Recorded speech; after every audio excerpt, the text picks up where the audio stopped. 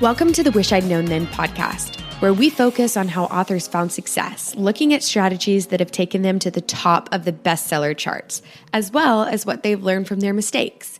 Because being an indie author is more than knowing the latest marketing trend. It's about being innovative and creative and learning from your mistakes. Welcome to the Wish I'd Known Then podcast. I'm Sara Rosette. And I'm Jami Albright. And this week on the show, we have Cindy Burnett. Yes, we do. And it was a great episode because a lot of us, Cindy is a bookstagrammer and she has a podcast. But, you know, a lot of times we wonder, how do we approach these people? How do we get them to read our books, look at our books? And it was a really great interview and informative for me. So, right. Yeah, because she kind of gave us a perspective on, you know, how to pitch her and how to pitch Bookstagrammers podcast, book podcasters in general. Right. We talked about how she chooses books. She also writes some columns recommending books. So she's she has a wide experience in this like bookish world about talking about books. Yes. And so it was really interesting. And then she also has a Patreon for readers. And we talked to her about that and how she focuses it on readers and how she what kind of episodes she does for her Patreon to appeal to readers. So it was very interesting. It was a completely interesting. Yeah. Episode that we normally do. Yeah. Yeah. And it gave, I think all of us are trying to reach our readers, you know, so it's just new ways to connect with readers, but also, like I said, to connect with people, influencers who can get our books in front of readers. So. Right. Yeah. So what she talks about applies to any type of influencer, TikTok influencer, or, you know, anybody on any other platform that you would like to talk to. So, So she gives us some strategies for that. And what have you been doing this week? Well, Sara and I have been at a retreat all week, pretty much. And, so it's been great. You know, as happens when you're around a bunch of smart people, you get ideas for things. So I have ideas for this upcoming year and some big plans. And I'm excited. And it was just refreshing to be around other writers for sure. Yeah. Yeah, it was good. It was really good. It was very different. First thing I've done, first writers conference type thing I've done since COVID happened. And so it felt a little weird, but you know, it's felt really good to be around people again and just enjoy talking about books and marketing and things. And so it was really good. It was great. Yeah. And let's see, this week or before I left for this, I finished my draft on my book that I've been working on forever. Good. Yes.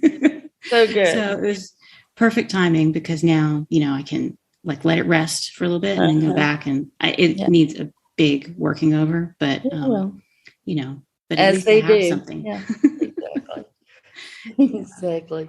So this week has been great just to be around people. And you know, as an extrovert, that really does help me to it gives me energy, you know, it gives me ideas, just being around people and saying words out loud. Sometimes I have to say things out loud to make them true. So it's been great. Been good to see old friends and So we will kind of work in some of the things that we've heard about and learned about. Probably as the year goes on, we'll probably have things we want to talk about. Yeah. I'm still like figuring out like what I think about everything we heard. Yeah. So. Yeah, that's true. And we're going to have some guests from this retreat on the podcast, some people that are doing some amazing things that I think you guys are going to find just really interesting and helpful. Yeah. And I got a strategy for my Kickstarter, because remember we had Monica and Russell on a different episode and we talked about Kickstarter, and I got some ideas and I'm going to do a special edition hardcover. So hashed all that out, got some details on, you know, probably the best approach for that. So that was good. And I'm really excited about that, but I have a bunch of things I have to get in place before I can do it. So I'm working on it. Yeah. Yeah. I'm going to probably do a Kickstarter too. And I'm excited about that. Russell and Monica are so smart and they're just so helpful. And, but you know, me, I'm number one activator. So I'm like, let's do it. Let's do it. Like and haven't really counted the cost of doing all that. So I have to, I told someone last night that I was going to do something. And he said, well, take a little bit of time and think about it. And I'm like, no, I'm doing it. So, yeah, that's how I work. Like right this minute. Yes, exactly. I'm going right now. So it's been great, but we should get on with the interview because it's awesome. And yeah, have a great day, everybody. Yeah. So here's Cindy. Well, today we are really excited to talk with Cindy Burnett. Hi, Cindy. How are you? I'm good. How are you two? Oh, we're great. We're so excited you're here. Yes, we are going to dig into podcasting and reviewing and kind of get your take on like kind of the perspective of a book reviewer and book podcaster. But let me read your bio first. Cindy Burnett is the host of Thoughts from a Page podcast, where she interviews authors about their latest works. An avid reader and book reviewer, Cindy loves to talk about books everywhere she can. In addition to hosting her podcast, she actively promotes books she loves on social media. She writes 2 book columns for the Buzz magazines, reviews books monthly for bookreporter.com, and is a shereads.com contributor. She is also co-creator of Conversations from a Page, a Houston author event series that brings authors and readers together in a relaxed and welcoming setting. In addition to reading, Cindy loves theater, art, movies, national parks, travel, and hiking in Colorado during the summer. Wow. So, totally You're a busy agree. lady. Yeah. Yes. How do you have time to read books? Exactly. Sometimes I wonder that. So let's start off. Tell us how you got started reviewing books and then podcasting about reviewing those books. Sure. So years ago, probably 6 or 7 years ago, I was talking to a friend about how I love to read, and I was kind of looking for something new to do. My kids are now 20, 19, and 16. So they were obviously 6 years younger. And I was ready to kind of find something different. And she said, oh, I'm part of this Facebook group. We talk to authors in the group. You know, it's just a great way to learn about new books. And, you know, that might be a fun thing to get involved in. I didn't even know that was a thing. Right. So I joined the group, and then it kind of opened up this whole new world to me of interacting with authors and reviewing books and all of it. So I started doing that. I formed an Instagram account, and that was fun. I learned about Bookstagram and this whole big world of, you know, book people on Instagram. And it was so much smaller then. It's huge now. So then I really enjoyed meeting some of these authors. I went up to Book Expo in New York City when it was still a thing, met a bunch of people. So then we decided to host some people. We had great success with that here in Houston. So we started asking more people, created the literary salon, and then it all just kind of snowballed from there. I started writing the columns. And then right before COVID, people kept mentioning the podcast to me. I'm not a huge podcast listener, I will say. I'm more so now than I was then, but I wasn't really sure what would be involved with that. So I kind of looked into it. I thought, I don't think I have time. And then COVID hit, and I am a definite type A personality. I was like, I need something to focus on other than my phone and what's happening with COVID. So I looked into it, and then I launched in June of 2020, and It's been so much fun. Yeah. Yeah. That's great. Yeah, we all had more time during COVID. So starting a podcast is probably a good way to spend your time instead of some scrolling of us the used news. it better than others. Well, I wish I'd used it to just get a lot of exercise and walk, but that's okay. So it was a ton of fun. I had no idea, and I'm sure you guys are the same way, how much time a podcast takes. Even when I looked into it, I still had no idea. But it's a ton of fun, but it is definitely a labor of love. Yeah. Yes. I always tell people you need a podcast wife like me. I have Sara. Because Jami just gins up all the excitement and gets everybody here. And she's really good at social media. And I'm good at like all the behind the scenes things. So it works out well. I'm terrible at it. But yeah, I'm looking at your mic and everything. And the good thing about COVID and that's you could get everything you needed delivered to your door. So it wasn't, I think that's awesome. I'm assuming you got it from Amazon, but I don't know. Yes, I just broke it into steps, and I just was like, okay, I found I always turn to Google. So I just went to Google. What do you do for a podcast? Realized there was way more involved than I had any idea. Broke it into steps and just said, okay, best microphone. Okay, best recording software. Okay, best headphones. Okay, how do you, where do you host? Just kind of all of it. And I just worked my way through it. And once I felt like I was ready to go, I started with an author friend. Would you mind being my first guest? And she's like, not at all. And we just took off from there. Right. Yeah. And I think that's important too, because I think one of the barriers to entry for a podcast like ours and yours, as far as like interviewing type podcasts, is people, who do I ask? Or people won't want to be on. And the fact is, people do want to be on. They love being asked. Most people, we've had a few people that have said, you know what, I'm too shy, or I have social anxiety and I just can't do it. But those are definitely the minority. They are not the majority. So don't be afraid because of that, for sure. Yeah. I agree with that. I have a Patreon community, and one of my monthly interviews is 2 Bookstagrammers, and they'll come up with the topic, some book topic, Southern Lit or best debuts or thrillers or something like that. And I occasionally get people who are really anxious there. And it's like, just try it. I promise. It's just like having a conversation with a friend. You just have to get going. And then every single time when they're done, they're like, oh, you were right. It was so much easier than I thought it was going to be. Yeah. So the chatting is the easy part. Yes, it is. That's definitely true. I agree. Yeah. Well, do you have any aspirations to write fiction, since you do all this reading of fiction? That would just be so sad if I tried to write fiction. I can't even imagine. People would be like, okay, stick with reviewing. I love writing. I love reviewing books. I love writing book reviews and book roundups and all of that. But like I said, I am not nearly creative enough. I always am just so impressed with you guys when you can write and come up with these wonderful stories. Thank you. That's sweet to say. But I think reviewing in itself is an art, because there is a way to do it where you don't give away everything and you let people know like what it's about. It's an art. So we appreciate the reviews. Reviewers, exactly, for sure. Yeah.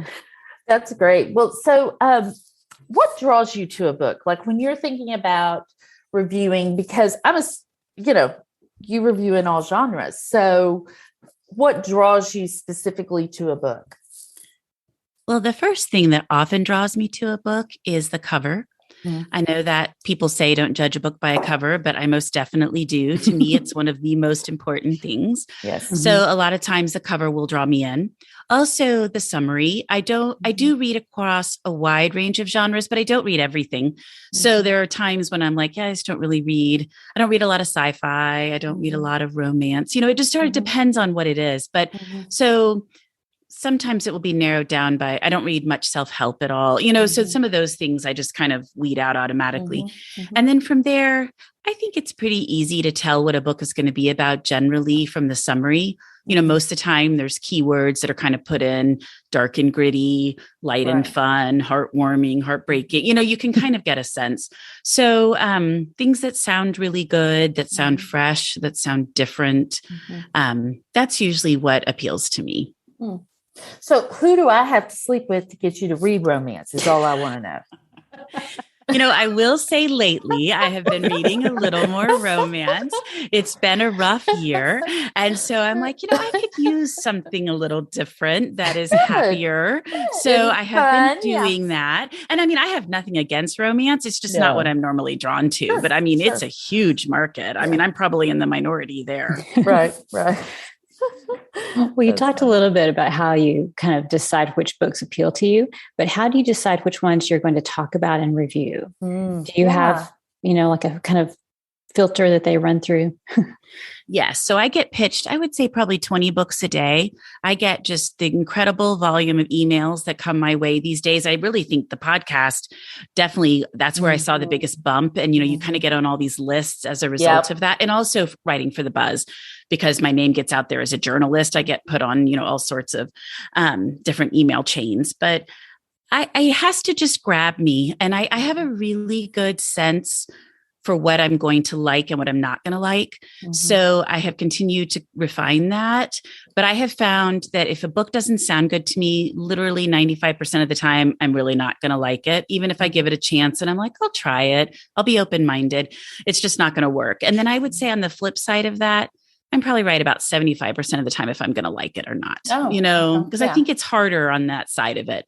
Books can sound good, but go awry midway through or the end or whatever. Or the end. Yeah, the end can really ruin it. I watched a movie the other night and it was the same feeling I got when I've read a few books that just get to the end and they just end. Like I have invested an hour and a half of my time and it just ended. I actually wrote a bad review because I never write reviews. I never, especially not movies, but I was like, I won't get that time back. And you left me completely hanging. And so, yeah, the end is a big deal. That's an art to be able to write a good ending. It is. And it's frustrating when you've spent all that time invested in a book and the ending isn't good. That's one thing I actually have learned is I don't post as often about a book I am currently reading unless it's an author I've read before and I feel comfortable that it's not going to go awry. Because there have been times when I would be halfway through and I'm like, this is what I'm reading. I'm loving it. And then I get to the end and I'm like, oh, and then I don't feel like I can go back and say, well, I didn't love it. And then people are like, I saw your post. And I was like, oh, no, don't read that book. So, it's, so I've learned to be, danger, to be a little more careful about what I post about because I don't like to post bad reviews. I feel like I know how much, two things. I know how much time and effort you all spend writing a book. I mean, it is, a passion project. You love it. But also I firmly believe there are readers for every book. Just because I didn't like it doesn't mean somebody else is not going to like it. Right. So I try to focus on those ones that I do really like and I can be an evangelist for and go that way. Right. Yeah. Right. And really we all want evangelists. I mean, that's the goal of every author, to find that evangelist or those evangelists that will tell everyone about your books. And, but as an author, I appreciate that. I appreciate that you use your discretion. And because, like you said, some people are going to love it. Some people are not going to love it. And I think that's. Yeah. And you do have, like, as an author, I don't really, if I don't enjoy a book, I don't say anything about it. People say to me, well, it doesn't really help me because I used to sometimes post negative reviews and I will every once in a while now in specific instances. But then I realized that, what we just talked about, I mean, just because I didn't like it doesn't mean somebody else won't. But also, people will say to me, you only post positive for the most part, and that doesn't really help me. And I was like, well, first come to me. I'm happy to tell you about any book you ask me about. Right. Yes, I loved it. No, I didn't love it. And, I do that all the time. And in my Patreon group, I actually do post about books I don't like. And in my newsletter, I say, this one just didn't work for me for these reasons. But on the other hand, just listen to what I'm saying I do like, and that should be enough. You can kind of gather that. Yeah. Right. Yeah, you can, because there's certain reviewers that I follow and I'm like, I know their taste is similar to mine. So I know if they like it, then that's a good indication that I'll like it. So not every review has to be, you don't have to talk about every book you read. And as an author, if something doesn't appeal to me, I don't usually talk about it because I just can't do it because I know how hard it is to write a book, and I'm not going to. I would just never do that to somebody. Another author, I would just not do it. Yeah.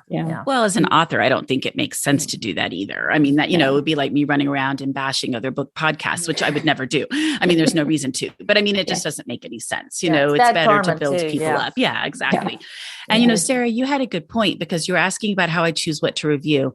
There are 3 or 4 people who I line up so well with. And if they say to me, I really think you're going to love this book, then a lot of times I'll pick that up too. If I just had a book I loved recently that comes out in June and 2 different people recommended it to me. I almost always like their recommendations. So I was like, okay, I'm going to go ahead and bump it up the list. So I think it happens that way. And then the flip side of that, there are people I don't line up with at all. And so if they're all raving about a book, then most likely I'm like, that may not be my book. Yeah. Maybe give that one a pass. Yeah. Right. Yeah.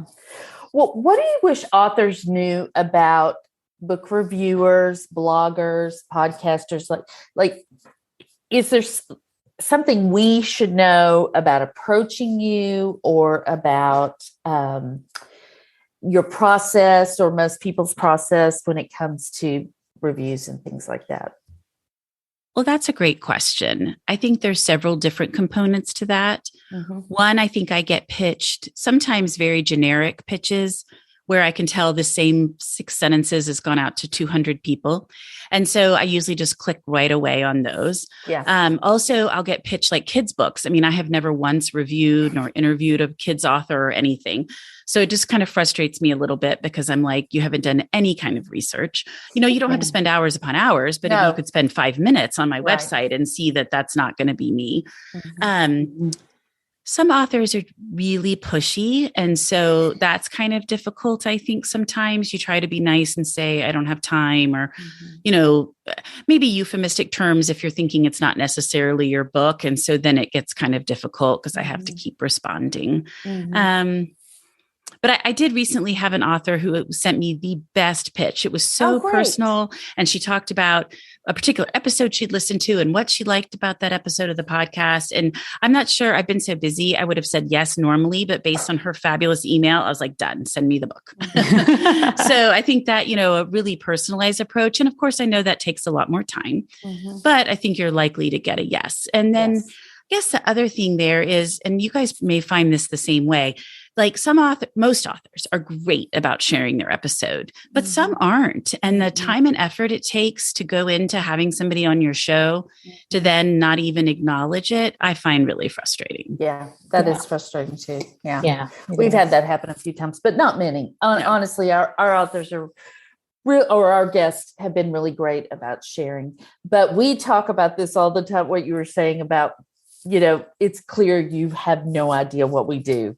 You know, and it would only take a few minutes on the website or even just scanning the podcast feed. I was going to say that happens to us because we get pitches. We talk to writers who write nonfiction for authors, but we don't talk to self-help, general self-help. And we get so many pitches for self-help. And, you know, that's just not what we do. And if you just took a few minutes, you could save yourself and us a lot of time. So anyway, is there anything that you wish that you had known about working with authors, kind of like from the flip side? That's a good question. And I was thinking about that, and I can't really think about it other than maybe just to, you know, I kind of ramped up the information I send out. Please do share. It really helps. And some of those things. But as you said, I mean, most people do share. No, I don't think so. Just maybe that people understand how much time it takes, you know, that it's different than what they're doing, but that still it's a process and that nobody's guaranteed anything. And that we're all working really hard to do whatever it is we're doing. Yeah, that's very true. Yeah. So what are some of the common mistakes you see authors making in their books? Like things that you're just like, if you hadn't done that, this might have been a home run or something like that. Is there anything I'm kind of throwing that one at you out of left field. So that's okay. I think stilted dialogue, it really drives me crazy. And I don't know how you avoid that. Because again, I am not a fiction writer, but it may be to have someone else read it or read it out loud. That always hiccups me when I'm like, I don't really think anyone would say that, or I don't think that character would say that. Right. Another common mistake that I see that I actually just usually put the book down is, because I read a lot of historical fiction, is stuff that's outside the time frame. So for an example, like I picked up a book 6 months ago, and in the first 3 sentences, there was a word. And I was like, no way was that word used in the 1920s. So I looked it up. It wasn't used that way in the 1920s. It was used like the way it was being used starting in the 1950s. So I just kind of reached out to the publicist nicely and said, oh, you know, and she was like, well, it could have been used that way. And I was like, okay. But I put the book down because I felt like if in the first 3 sentences, there's already a word that wasn't used in that time frame, then, you know, the inaccuracies all throughout the book were going to be a problem. Correct. Yeah. That's a huge turnoff for historical readers, especially. They're just like, they love the accuracy. And that's I think it's because one reason they're reading is because they want to learn about the time period. And so if they feel like they can't trust you, then it makes it difficult. Yes, or you haven't done your work. And I know, Sara, you focus on that. And I love in your author's notes where you often talk about the research you've done for the particular story or some use of a word or whatever. And I think that's wonderful. And that's another thing I really love with historical fiction is author's notes. And they aren't always there. And I wish they were. Yeah, I love them too. That's why I do them. Yeah. I love to read about what was true and what was made up and what was fictionalized. So yeah, that's exactly a big selling point for historical readers. Yeah, it is. They love it. Yeah. And then I guess just random information drops. If all of a sudden you've got 3 pages on the making of a light bulb or something like that, when, you're like, wait a minute, they must have really loved that information, but it doesn't flow into the story, and so you're kind of like, okay, I think that could have been shortened a bit. So I think sometimes you can just tell there was something that really appealed to the author that they were trying super hard to work into the story, and it just didn't quite work. Right. Yeah. Right. Yeah. That's great. That's about it. Oh, that's good. Well, what about your author events? I mean, are there things you wish you'd known about that? And are you doing them now that COVID is it's not over, but, we're a little more managed, especially here in Houston, things have loosened up. So are there things that you wish you'd known? Are there things authors should know about those events? We are doing them now. We started in September. We had one in September, one in October. We did an event with Blue Willow Bookshop. The owner came and spoke. That was our December event. And then we have one in April. So things are we definitely were all masked in September because everybody was still masking then. But, that has all loosened up a lot. I don't think so. I think the hardest part for us with those salons is that there aren't many things like that. So people don't really know what they are. Right. So trying to recruit new people and explain to them, it's really like going to a bookstore author event. It's just more informal and casual, and you can actually interact with the author. So just trying to, every time somebody comes, they're like, oh, this is so great. I had no idea what to expect. Right. And so it's just getting people in the door. And I found that to be the hardest part of it. It's a little bit different than an author lunch or an author event at a bookstore. So the selling of it, we need a marketer. I mean, we have great people attending, and it's so much fun, but I think we could have a lot more attending if I could just figure out how to tap into that. Yeah. That's true. I was able to go to one, I guess it was before COVID. So it must have been 2019 in December, and it was wonderful. And I remember thinking when I left, I thought I think this is like the future of book events, where small groups, sort of community led almost in a way. I thought it was a very interesting concept and lots of fun. And I think we'll see more of it after we kind of get out of this COVID phase. Yes. And I think for people understand exactly what it is, because I think sometimes they worry they're going to come into a group of people that already know each other and they're going to be the only one, but it's people from all over, most who don't know each other who come to enjoy talking to their readers, but getting to interact with the author. It's much less stilted than an author event at a bookstore. And don't get me wrong. I mean, I've worked at indie bookstores. I am a huge indie bookstore proponent. I love their events, but I just think this is a lot more fun. It is. It's great. It's much more in person. Yes. Yes, exactly. Yeah. Well, we're getting near the end of our time and our questions, but I just want to circle back to one thing about Patreon. Do you have any tips for doing a Patreon for readers? Because lots of fiction writers do Patreon, but they do it for other writers, nonfiction tips and writing tips. Do you have anything that would stand out, that you would recommend if someone wants to do Patreon for readers? I think Patreon, I just started mine in July. So I have been kind of trying to figure it out, what's appealing to people, what isn't appealing. What I do, I have 3 monthly series. One is me talking about the upcoming months. So March 1st, I talk about what's coming out in April because people are always wanting to look ahead. So I pick the 10 or 15, it depends on the month, that look the best to me for that month. And I've just kind of culled through everything, which helps me anyway, because then, I kind of get organized with my own stuff. And so I do that myself. And then I have the Bookstagrammer interview that I was talking about. And those have been a ton of fun. Yeah. And then I do an indie bookstore from somewhere around the country. And the indie bookseller talks about their store, what makes it special, what they do. And then occasionally I'll have other things. And then I've just started these early read and author events, and those seem to be very popular. So we get the NetGalley widget a month or so ahead, meet with the author before the book comes out. So those are the things I've been doing, but it's been a lot of trial and error, as to kind of what appeals to people. And there's so many book clubs. I know people like to do book clubs, and I think that's great, but I feel like I already run a book club with the Salon. I already have my own book club. Right. And so I just, I'm a little book clubbed out, but I do think that the book club seems to be a popular thing. Yeah. Yeah. So I do have to ask, like, when do you find time to read? Yeah.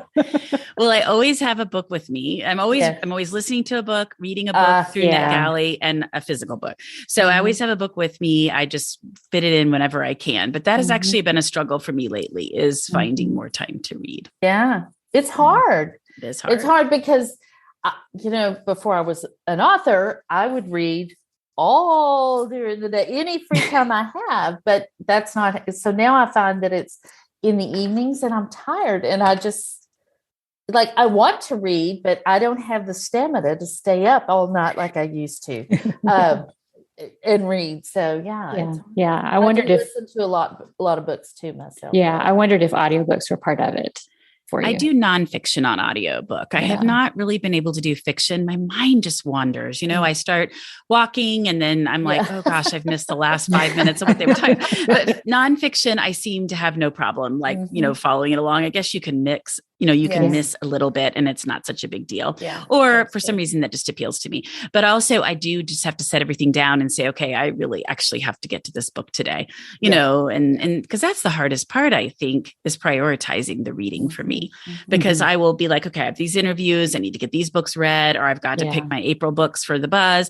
But then some big book that's coming out in August comes, I'm like, oh, I have to read that, so it's just a matter of figuring it all out. Yeah. Well, we are glad you do. And we, just appreciate that you share the books you love. And so we always like to ask everybody, we always like to wrap up with this one question. What's the best thing you've done to set yourself up for success? I think the best thing I've done to set myself up, I'm going to say that again. I think the best thing I have done to set myself up for success is to do something that I love. I mean, this is something that I just really, really love. I was a lawyer in my past life. I did not really, really love that. And it was fine, but it was, boring. And so this is just wonderful. I love to read. I love to talk about books. I love talking with you all. This is wonderful. I love to talk with people about books, about reading, about reviewing. So I think just finding that passion has been really helpful. That's great. That's great. Well, tell everyone where they can find you and your podcast and all of your good stuff. So I have a website, thoughtsfromapage.com, and everything is there. I have my blog. I have links to all my articles on the Buzz and She Reads, the podcast. Everything is all in one place. That's great. All right. Terrific. Awesome. Yeah. Well, thank you for being here. It was just great. Yes, this has been wonderful. Well, I love chatting with both of you. Thank you so, so much for having me on. You're welcome. So we'll have those links and everything at wishidknownthenpodcast.com. And thanks to Alexa Larberg for editing and producing the podcast, and to Adriel Wiggins for doing the admin. And we'll see everybody next week. Bye, everyone. Bye. Thanks for listening to the Wish I'd Known Then podcast. We hope this episode inspired you, empowered you, and made you laugh a little bit too. If you loved it, tell your friends about it. And if you feel so inclined, leave us a review. We look forward to being with you again next week.